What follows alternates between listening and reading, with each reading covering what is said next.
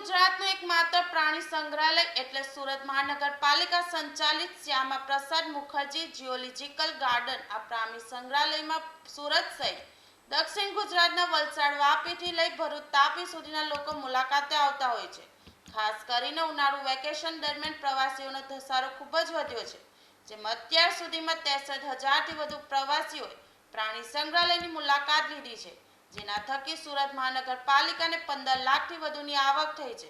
ખાસ કરીને પ્રાણી સંગ્રહાલય દ્વારા ઓનલાઈન બુકિંગ પણ વધારે મહત્વ અપાયું છે અને તેના થકી જ ઓનલાઈન બુકિંગ વધ્યું છે, જેથી કરીને ટિકિટ બારી અને લોકોની વ્યવસ્થા જાળવવામાં ખૂબ જ સારું રહે।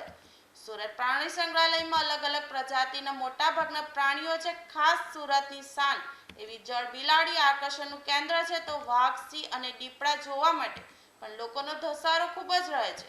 ઉનાળુ વેકેશનમાં તડકો ખૂબ જ વધુ રહે છે, જેથી પ્રાણીઓમાં ડિહાઇડ્રેશન ન થાય તે માટે ખાસ પ્રકારની દવા પાણીમાં પીવડાવવામાં આવે છે અને પ્રાણીઓને ફુવારા પણ મૂકવામાં આવ્યા છે। આમ એકંદરે ઉનાળુ વેકેશનમાં પ્રવાસીઓને પણ તકલીફ ના પડે તે માટે થઈને અલાયદી વ્યવસ્થા કરવામાં આવી છે। હું doctor Rajesh Patel, assistant veterinary officer અને incharge zoo superintendent, doctor Shyama Prasad Mukherjee zoological garden, Sarthana nature park, Surat municipal corporation. દર વર્ષે નેચર પાર્ક સરથાણા ખાતે જે મુલાકાતીઓ આવતા હોય છે, તેમાં વેકેશનના સમય દરમિયાન મુલાકાતીઓની સંખ્યા વધતી હોય છે। આ વર્ષે પણ આપણે જે 1 મેથી આજ દિન સુધીમાં ટોટલ 1.5 લાખ જેટલા વિઝિટર્સે મુલાકાત લીધેલી છે અને 14 લાખ રૂપિયાની આવક થયેલી છે। આ સિવાય ચાલુ વર્ષમાં કુલ 1,70,000 મુલાકાતીઓ અને 35 લાખની આવક થયેલી છે। આપણે છેલ્લા 2 વર્ષથી જે ઓનલાઈન ટિકિટની વ્યવસ્થા કરેલી છે, એનો પણ અત્યારે આવતા મુલાકાતીઓ દ્વારા બહુ સારી રીતે ઉપયોગ કરે છે અને ધીરે ધીરે ઓનલાઈન ટિકિટ દ્વારા આવતા મુલાકાતીઓની સંખ્યા બી વધવા પામેલી છે।